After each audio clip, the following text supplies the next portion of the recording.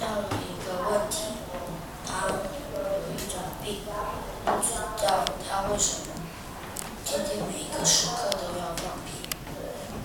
是在上课的时候，不，在玩水时也在，就连吃饭睡觉都在。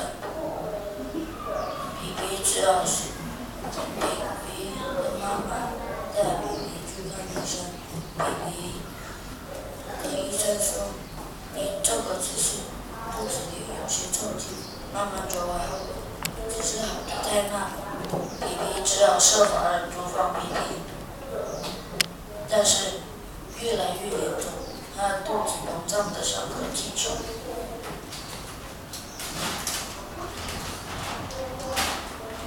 最后，他挤出大门时，一阵劲风把他飙向天空，越飞越高。他的家人喊着，他的妹妹叫着，